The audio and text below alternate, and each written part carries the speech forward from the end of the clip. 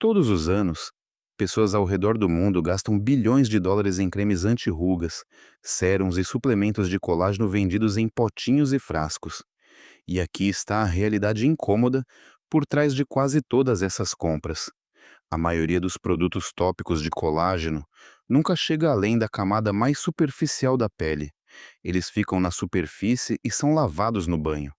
E, no entanto, muito antes de tudo isso, cozinheiros e curandeiros da China da dinastia Tang, médicos militares da Roma do século II, praticantes da medicina ayurvédica e comunidades pesqueiras do litoral japonês já haviam resolvido esse problema.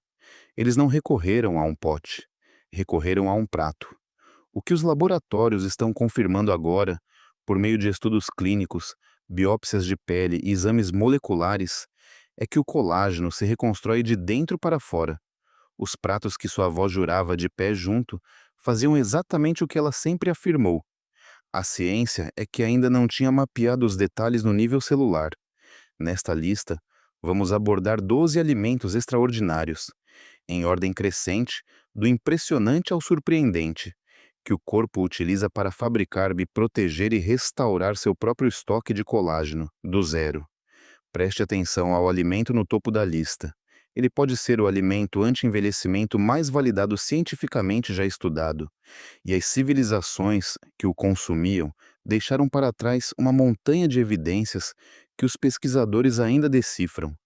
E quando chegarmos ao número 6, você vai ouvir a história de marinheiros de séculos atrás, cujo destino mudou o rumo da ciência da nutrição, e explica por que um dos compostos mais poderosos de sustentação do colágeno neste planeta quase se perdeu na história.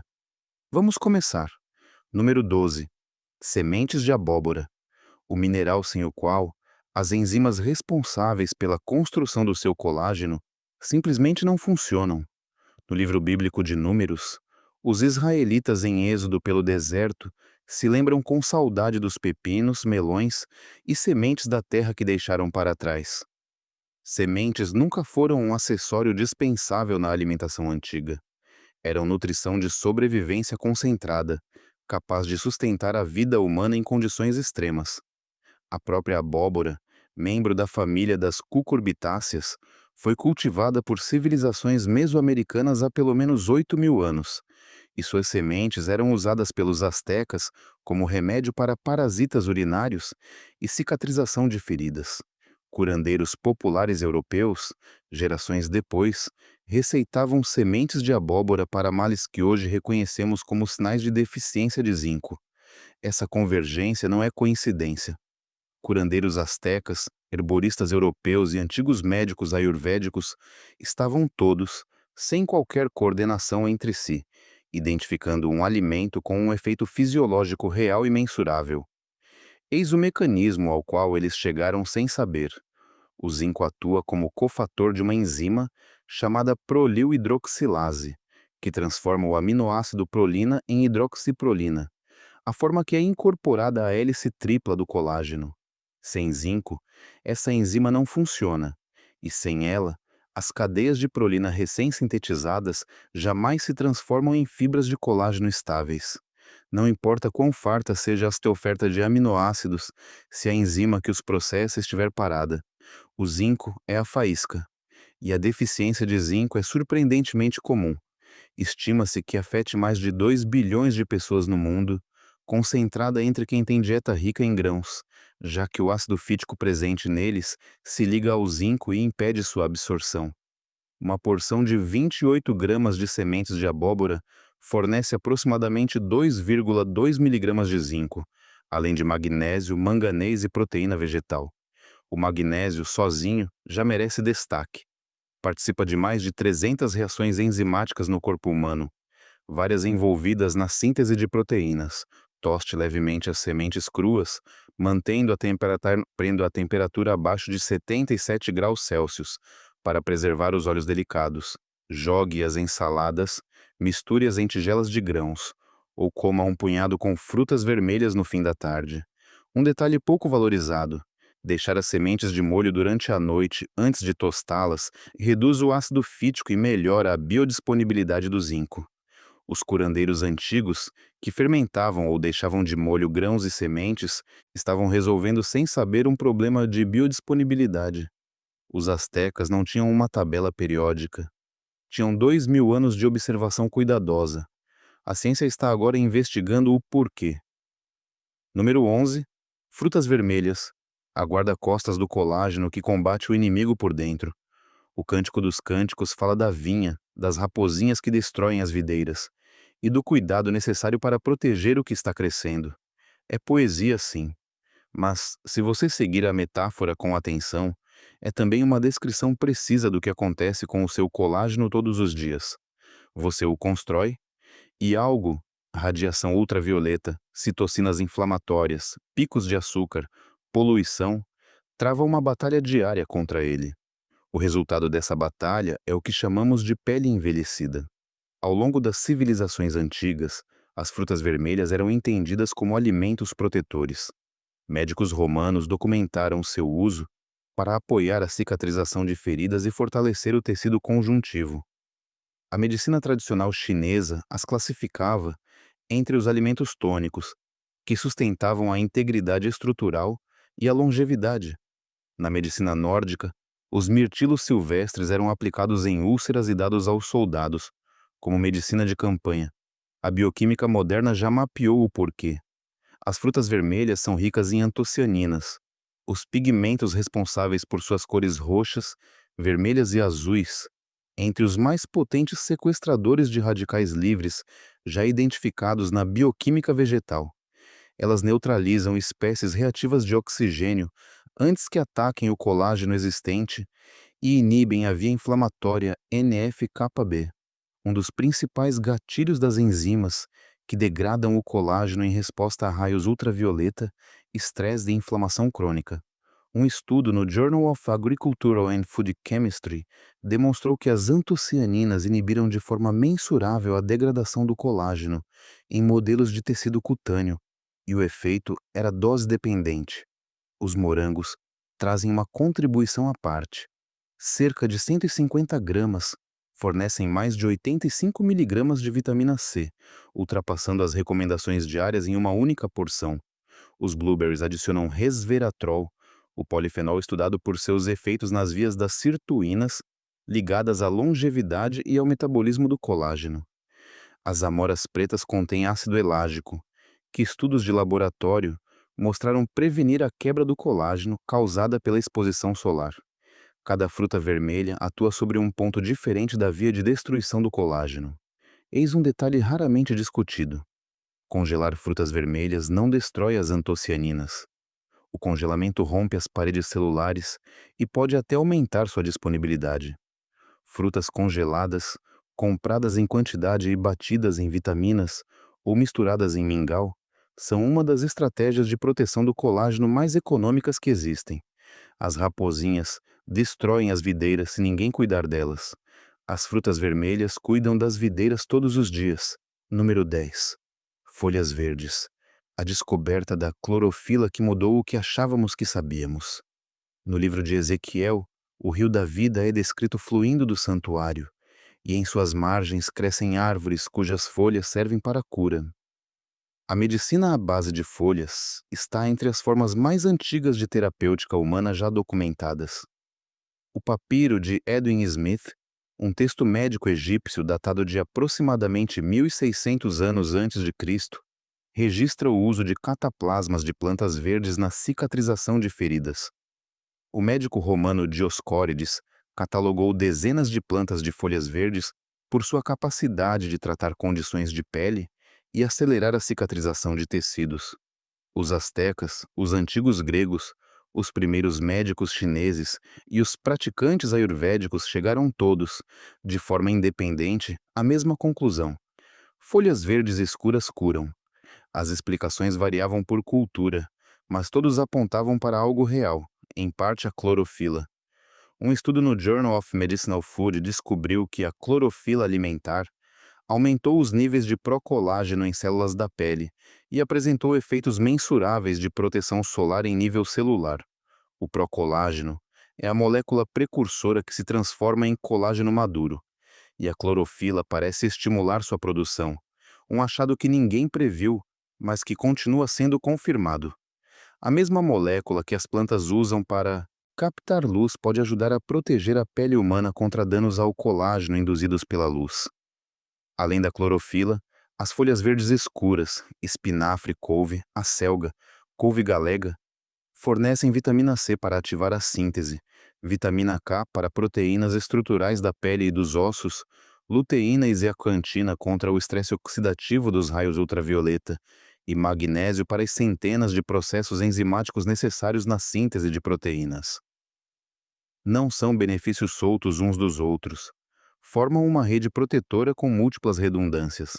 Um detalhe crítico de preparo: cozinhar folhas verdes em frigideira de ferro fundido aumenta seu teor de ferro, relevante para quem tem níveis limítrofes, já que o ferro é cofator das enzimas hidroxilase envolvidas na síntese de colágeno. Refogar em azeite aumenta a absorção de carotenoides lipossolúveis de 3 a 4 vezes em relação a comê-las cruas, mas as cruas preservam mais vitamina C. A abordagem ideal é a variedade. Um pouco cru em saladas, um pouco cozido em azeite com alho. Os médicos antigos que usavam folhas em cataplasmas e em caldos estavam, mais uma vez, resolvendo um problema de biodisponibilidade sem saber o nome disso. Número 9. Alho. O segredo do enxofre que os médicos antigos receitavam para fortalecer a estrutura corporal. O alho aparece no texto médico escrito mais antigo da história humana, o Papiro de Ebers, do Egito Antigo, datado de 1550 anos antes de Cristo, onde é receitado para 22 condições distintas, incluindo infecções, doenças cardíacas e fraqueza das estruturas conjuntivas. Os trabalhadores que construíram as pirâmides supostamente recebiam alho como parte de sua ração diária, e quando o suprimento era interrompido, as obras paravam. Os romanos alimentavam suas legiões com alho antes das batalhas. Na Europa medieval, ele era o principal antimicrobiano dos cirurgiões de campo. E na tradição ayurvédica, o alho era classificado como rasayana, um alimento rejuvenescedor que preservava a juventude e a integridade estrutural. Esse padrão se repete entre culturas: Egito, Roma, Índia, China, de forma independente, todos chegando ao alho como remédio estrutural. Eis o mecanismo relacionado ao colágeno que quase ninguém conhece. O alho é rico em compostos sulfurados, alicina disulfeto de dialila e seus metabólitos. O enxofre desempenha um papel fundamental e insubstituível na molécula de colágeno. As ligações cruzadas que mantêm as cadeias de proteína de colágeno unidas dependem, em parte, dele. E são essas ligações que dão ao colágeno sua resistência a rasgos e alongamentos. Uma pele perdendo essa integridade não apenas parece mais velha, está estruturalmente mais fraca em nível microscópico. Um suprimento adequado de enxofre ajudaria a manter essas ligações. Além disso, a alicina e seus derivados demonstraram inibir as enzimas metaloproteinases que degradam o colágeno. O alho não está apenas construindo colágeno, está retardando a perda do que você já tem. Eis a regra de preparo que a maioria erra. Amasse o alho e espere 10 minutos antes de cozinhá-lo. Esse tempo permite a conversão enzimática de alina em alicina. Cozinhar logo após amassar destrói a enzima antes da conversão. Amasse, espere, depois cozinhe. Ou coma cru em molhos e temperos, com biodisponibilidade ainda maior. Os estudos sobre alho fazem consistentemente essa distinção, e os efeitos biológicos são mensuravelmente diferentes. Os médicos egípcios que receitavam alho aos construtores das pirâmides não conheciam a palavra enxofre. Sabiam, empiricamente, que quem o consumia ficava mais forte e se curava mais rápido. A pesquisa agora mapeia o motivo molecular. Número 8. Acerola. A fruta que contém até 100 vezes mais vitamina C que uma laranja. Este é o alimento que eu pedi para vocês aguardarem, porque os números aqui não são exagero. A acerola é uma pequena fruta vermelho vivo, nativa do Caribe e de regiões tropicais da América Central e do Sul, cultivada nessas regiões há séculos. Comunidades indígenas do Caribe, os povos Arawak e Caribe, a usavam para febre, disenteria e cicatrização de feridas muito antes do contato europeu. Quando os colonizadores espanhóis documentaram a medicina vegetal local, a acerola já era um alimento terapêutico bem estabelecido. Curandeiros brasileiros a usavam como tônico imunológico e agente de cicatrização. Grama por grama, a acerola contém entre 1.000 e 4.500 miligramas de vitamina C por 100 gramas. Uma laranja média contém aproximadamente 53 miligramas por 100 gramas. A acerola não apenas supera a concorrência, ela a domina por uma ordem de grandeza inteira, com algumas variedades medindo 80 a 100 vezes mais. Como a vitamina C é o fator limitante na síntese de colágeno, a enzima proliohidroxilase, que converte prolina em hidroxiprolina, depende total e inegociavelmente dela para funcionar. Sem vitamina C, não há hidroxiprolina. Sem hidroxiprolina, não há colágeno estável. Isso foi demonstrado pelas pesquisas sobre escorbuto do século XVIII, quando marinheiros privados de vitamina C apresentaram os sintomas mais dramáticos de colapso de colágeno já registrados na medicina: gengiva se dissolvendo, feridas antigas se reabrindo, pele se deteriorando. Cada sintoma era um colapso de colágeno. A vitamina C não é coadjuvante nessa síntese, é a protagonista. Além do seu conteúdo astronômico, a acerola também fornece bioflavonoides e carotenoides, que protegem o colágeno da degradação oxidativa. Um detalhe importante: a vitamina C da acerola, junto com seus flavonoides naturais, pode ser absorvida de maneira diferente do ácido ascórbico isolado. A matriz do alimento integral parece importar. A acerola está disponível como polpa congelada, como pó em lojas de produtos naturais e cada vez mais como suplemento derivado da fruta inteira. Uma colher de chá de pó de acerola, misturada em água ou em uma vitamina, oferece uma ativação da síntese de colágeno difícil de igualar.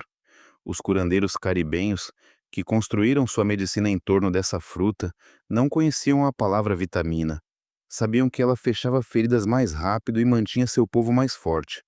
A pesquisa agora mapeou exatamente o porquê. Número 7. Amla, o tônico rejuvenescedor de 3.000 anos que mantém sua vitamina C mesmo depois de cozido. No Charaka Samhita, um dos textos fundamentais da medicina ayurvédica, compilado entre aproximadamente 400 anos antes de Cristo e 200 anos depois, o texto conecta essa fruta à renovação da pele, dos cabelos e do tecido conjuntivo, à longevidade e à reversão dos sinais visíveis do tempo. Mais de 3.000 anos de uso médico documentado. O amila, também chamado de groselha indiana, foi registrado simultaneamente na medicina chinesa como tônico fortalecedor, na tibetana como erva prolongadora da vida, e na Unani, a tradição greco-árabe que se espalhou pelo mundo islâmico como tratamento para o enfraquecimento do tecido conjuntivo. 4 tradições médicas independentes em 3 continentes, chegando ao mesmo alimento. O que elas respondiam sem saber era uma combinação extraordinária de propriedades. O amilá contém de 20 a 30 vezes mais vitamina C que uma laranja, grama por grama. Mas o fato mais notável é este: sua vitamina C está ligada a compostos chamados taninos, que a tornam incomumente estável ao calor. A maior parte da vitamina C alimentar se degrada rapidamente com calor, luz e processamento. A do âmila persiste, quando seco em pó ou cozido. Uma proporção maior sobrevive do que sobreviveria em uma laranja ou pimentão equivalentes. Era uma vantagem prática que os médicos antigos, que usavam preparações herbais secas, exploravam sem saber. A pesquisa clínica sobre o AML está crescendo, documentando atividade antioxidante, efeitos anti-inflamatórios e reduções nos marcadores de estresse oxidativo. Uma pesquisa no International Journal of Food Science and Nutrition descobriu que seu consumo regular melhorou marcadores de saúde metabólica e cardiovascular, consistentes com sua capacidade antioxidante. A pesquisa dermatológica emergente sobre seus efeitos na estrutura da pele e na expressão do colágeno é considerada digna de investigação contínua. Meia colher de chá de pó de âmila dissolvida em água morna, não quente, pela manhã, antes de qualquer alimento, é a preparação ayurvédica tradicional. Água quente demais anula o propósito. O pó de âmila está disponível em mercearias indianas e online. Se você ainda não o usa, está deixando de lado 3.000 anos de validação empírica e um perfil nutricional genuinamente incomum. Número 6. Cítricos. A história que mudou de Pasha medicina e o composto que torna o colágeno possível. Em maio de 1747, um cirurgião naval escocês chamado James Lind conduziu o que é amplamente considerado o primeiro ensaio clínico controlado da história. Seus pacientes eram 12 marinheiros, a bordo do HMS Salisbury, todos sofrendo de escorbuto, gengiva sangrando, manchas hemorrágicas na pele, feridas antigas reabertas.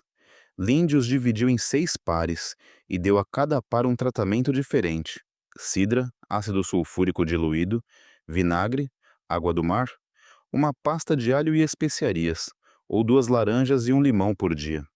Em 6 dias, os marinheiros com cítricos já haviam se recuperado o suficiente para cuidar dos demais. Todos os outros tratamentos falharam. O que Lind havia descoberto, sem ter o vocabulário para isso, era que o escorbuto é o colapso do colágeno. Cada sintoma que documentou era o colágeno se desfazendo na ausência de um único composto crítico.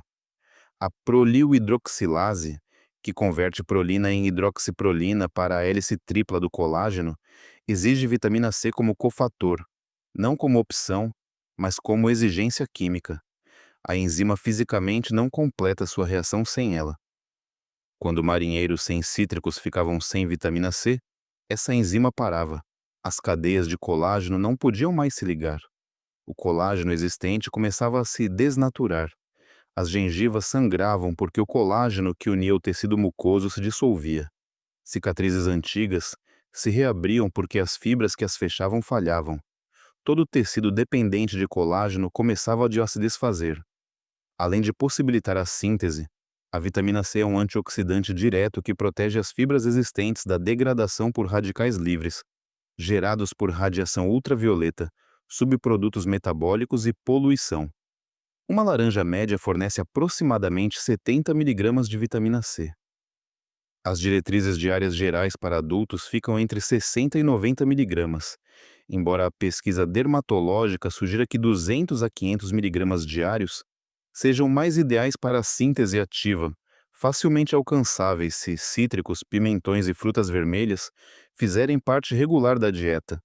Um detalhe de preparo: o albedo dos cítricos, geralmente descartado por ser amargo, contém flavonoides como hesperidina e rutina, que aumentam a biodisponibilidade da vitamina C e têm efeitos anti-inflamatórios próprios. Comer a fruta inteira, albedo incluído, em vez de espremer o suco, fornece um perfil nutricional diferente. Os marinheiros que comeram cítricos inteiros se recuperaram. O extrato isolado desenvolvido depois nunca funcionou tão bem quanto a fruta inteira em ambientes clínicos. A matriz do alimento importa. James Lind não conhecia a palavra vitamina. Havia identificado a cura de qualquer forma. Levou mais 187 anos até Albert Saint-Georges isolar e nomear o ácido ascórbico. A cura precedeu a explicação em quase 2 séculos. Número 5. Salmão. O colágeno marinho que espelha o seu próprio. Os antigos israelitas que viviam ao longo do rio Jordão e do mar da Galileia conheciam bem o peixe como alimento central. Ele é mencionado em todo o Antigo e o Novo Testamento, não apenas como alimento cotidiano, mas como instrumento de provisão, a multiplicação dos pães e dos peixes, os discípulos pescadores, a refeição pós-ressurreição junto ao lago. No Evangelho de João, capítulo 21, Jesus prepara um café da manhã de peixe sobre brasas para seus discípulos exaustos, uma das cenas alimentares mais sensorialmente específicas da Escritura, o que as culturas pesqueiras do mundo antigo compreendiam.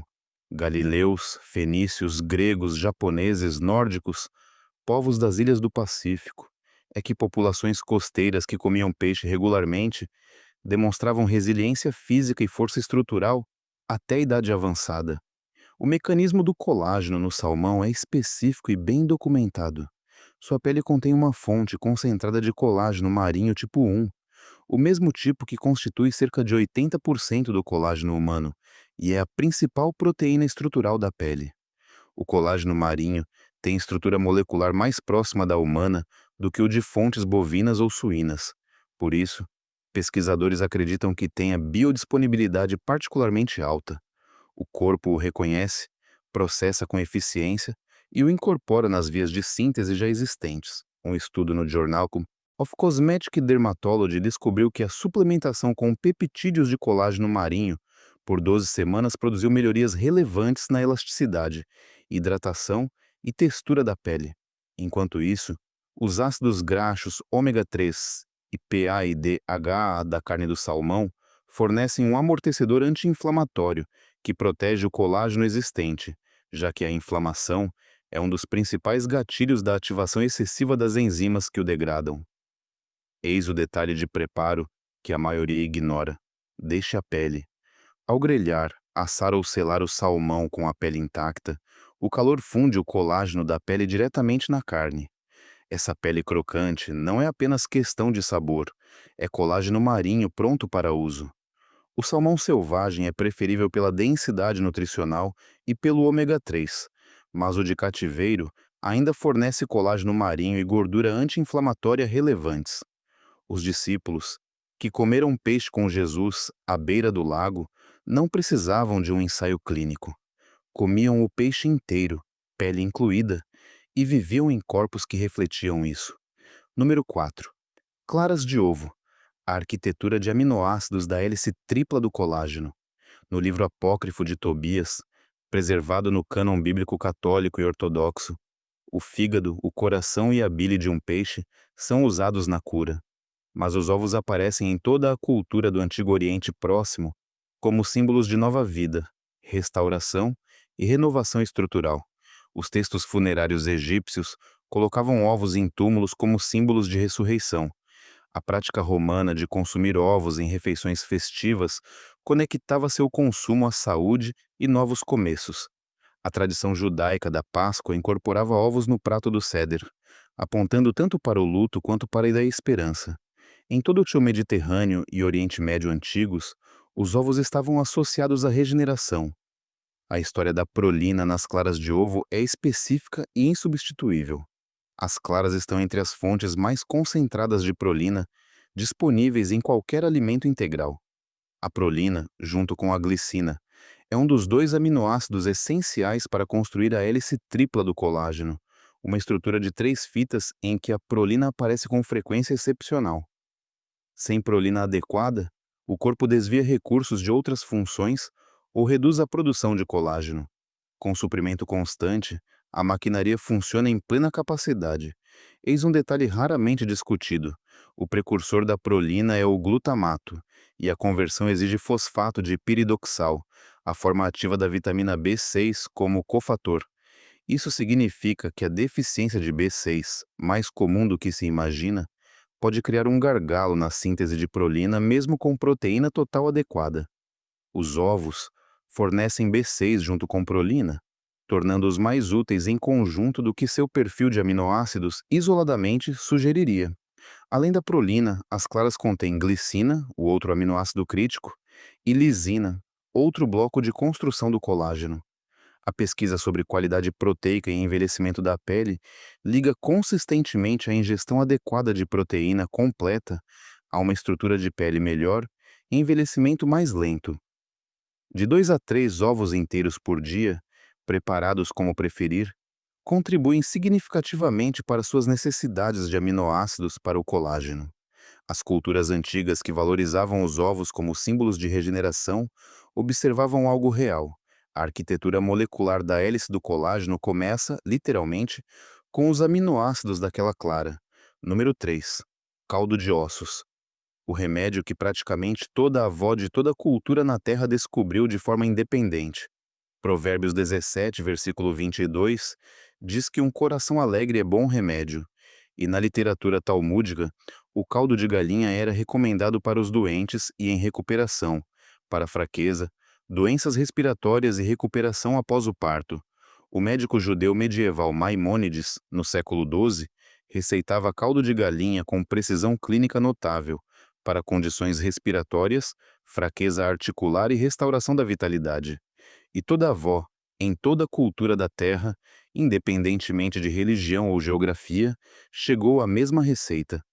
Na China antiga, O caldo de ossos apoiava a função renal e a saúde das articulações. Na Europa medieval, as cozinhas dos hospitais mantinham panelões fervendo continuamente, e o caldo, coado e temperado, era a base da nutrição curativa. Comunidades indígenas das Américas, das ilhas do Pacífico e da África subsaariana tinham suas próprias versões de ossos cozidos lentamente como medicina. É um dos padrões mais consistentes em toda a história da nutrição humana. A explicação molecular agora está mapeada. Quando ossos, idealmente de gado a pasto, aves soltas ou peixe selvagem, cozinham em fogo baixo por 12 a 24 horas com um ácido como vinagre de maçã, o colágeno preso na matriz óssea e no tecido conjuntivo se decompõe em gelatina e depois em aminoácidos, glicina, prolina e hidroxiprolina, os componentes que o corpo precisa para sintetizar colágeno na pele, cartilagem, tendões e intestino. Um caldo bem feito fornece colágeno em forma pré-digerida. Um estudo na revista Nutrient descobriu que mulheres que consumiram peptídeos de colágeno hidrolisado diariamente por 8 semanas apresentaram melhorias mensuráveis na hidratação e na elasticidade da pele, com significância estatística. Pesquisas sobre colágeno e dor em osteoartrite mostraram redução na dor e melhora na função. Eis uma verdade que a maioria das receitas erra: o ácido. Um jato de vinagre de maçã, cerca de 30 a 45 mililitros, por 4 litros de água, adicionado frio, antes do calor, dá tempo ao ácido de extrair minerais da matriz óssea antes que o calor feche os poros.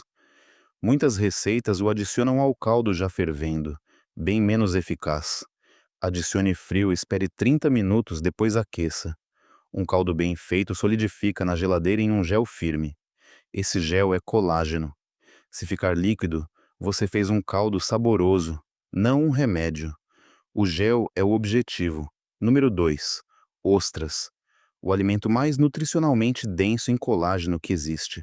No livro de Deuteronômio, os mariscos estão entre os alimentos que os antigos israelitas foram instruídos a não comer. Uma proibição que fascina estudiosos há séculos. Alguns a veem como precaução sanitária em um clima sem refrigeração. Outros como marcador de identidade da aliança. O que é historicamente certo é que praticamente toda a cultura costeira que consumia ostras, gregos, romanos, japoneses, povos do sul e sudeste da Ásia, indígenas do noroeste do Pacífico e do litoral leste da América do Norte, as valorizava como alimento de vitalidade extraordinária. Plínio, o Velho, no século I depois de Cristo, afirmou que as ostras eram a base do banquete romano, consumidas pela força que se acreditava que proporcionavam. A medicina japonesa agrupava os mariscos entre os alimentos que reforçam o que a Campo chama de Jing, a essência vital fundamental. Comunidades costeiras da Ásia-Pacífico davam ostras a idosos e convalescentes como alimento restaurador. Esse padrão, documentado em 3 continentes e 2000 anos, é um sinal poderoso. Uma porção de 6 ostras cruas fornece aproximadamente 32 miligramas de zinco, várias vezes o que a maioria dos adultos precisa em um dia, e mais zinco por porção do que qualquer outro alimento no planeta. Como visto com as sementes de abóbora, o zinco alimenta a prolilhidroxilase, a enzima que torna possível a síntese estável de colágeno. Mas o zinco das ostras vem em forma ligada ao M, de tecido animal, drasticamente mais biodisponível. O de uma ostra é utilizado, o de uma semente apenas se torna disponível. Essa diferença importa. As ostras também são ricas em cobre, que apoia a via da lisil-oxidase na organização das fibras de colágeno, além de glicina, prolina e hidroxiprolina, os blocos de construção da própria hélice. Fornecem ômega 3 anti-inflamatório, estão entre as fontes mais ricas de vitamina B12 e contém ferro, selênio e proteína completa. Em um único alimento, reúnem precursores de colágeno, cofatores enzimáticos e antioxidantes protetores, que nenhum outro alimento isolado consegue igualar. Não é necessário comer ostras diariamente. Mesmo 1 a 2 porções por semana fornecem suporte real de zinco e cobre, e frescas, defumadas ou enlatadas, todas retêm densidade nutricional relevante. As comunidades costeiras que construíram sua medicina em torno das ostras não estavam erradas, estavam precisas. Número 1. Gelatina e peptídeos de colágeno. Simplesmente o alimento que é colágeno. Há um momento no Evangelho de João, capítulo 19, que a maioria dos leitores passa rápido demais. Depois que Jesus morre, na cruz, os soldados não quebram suas pernas, o método padrão para apressar a morte porque ele já havia falecido. Em vez disso, um deles perfura seu lado com uma lança, e o texto registra que sangue e água saíram. Estudiosos da Igreja debateram o peso teológico desse detalhe por séculos.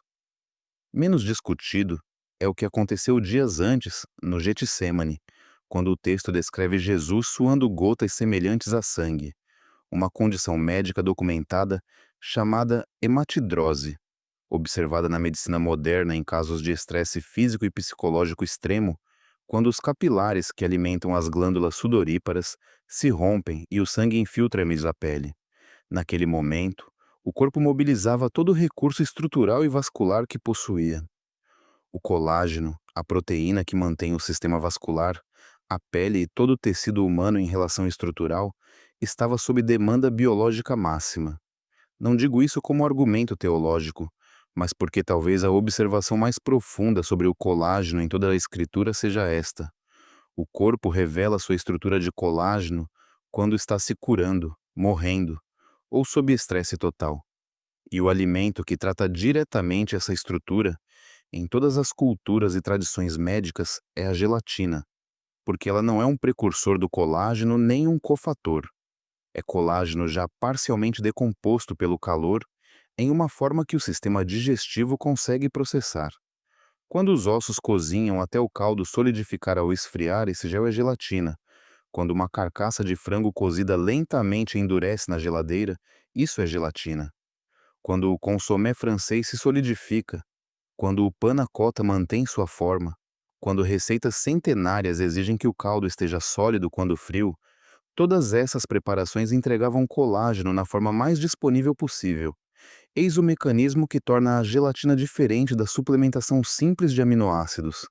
Ao comer gelatina, o intestino absorve cadeias curtas de peptídeos, sequências específicas que parecem atuar como sinais biológicos, se ligando a receptores nas células fibroblásticas e estimulando-as a aumentar sua própria produção de colágeno. Você não está só fornecendo tijolos, pode estar enviando instruções para a equipe de construção trabalhar mais rápido.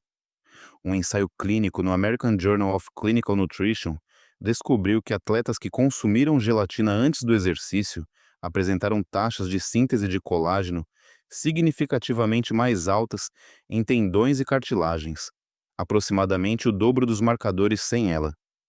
O pó de gelatina sem sabor pode ser misturado em água morna, café, chá, sopas e molhos. Você pode fazer balas de gelatina com suco de fruta, uma preparação consumida em diversas culturas há séculos, desde o aspic europeu medieval até os wagashi japoneses, que usam agar-agar, o equivalente vegetal, no mesmo papel funcional.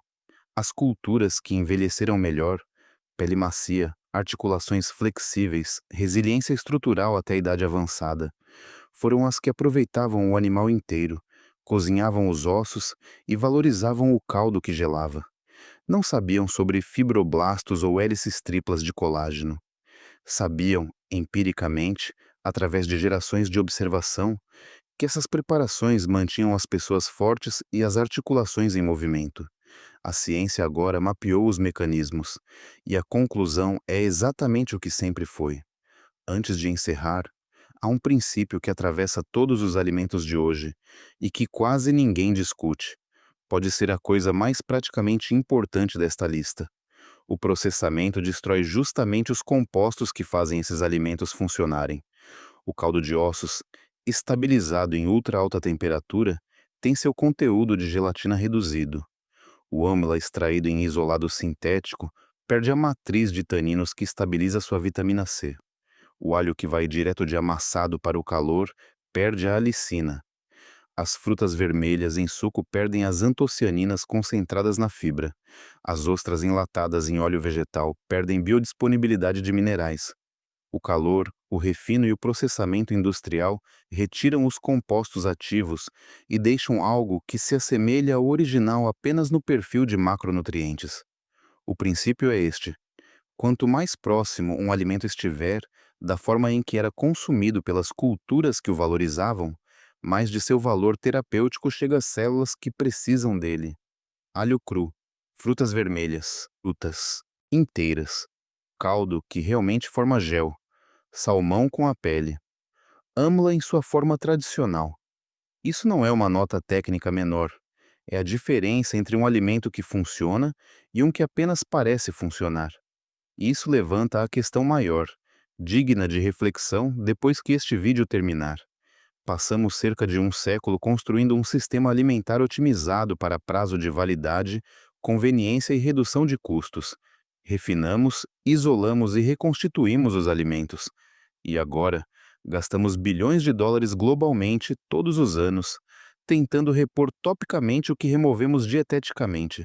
Talvez o insight mais profundo na interseção entre a tradição médica antiga e a ciência moderna não seja sobre nenhum alimento individual desta lista, mas sobre o que uma dieta integral não processada sempre fez, silenciosamente e sem rótulo, porque a estratégia anti-envelhecimento mais poderosa nunca veio em um frasco. Nunca veio. Está no seu prato. E agora você sabe exatamente o que colocar nele.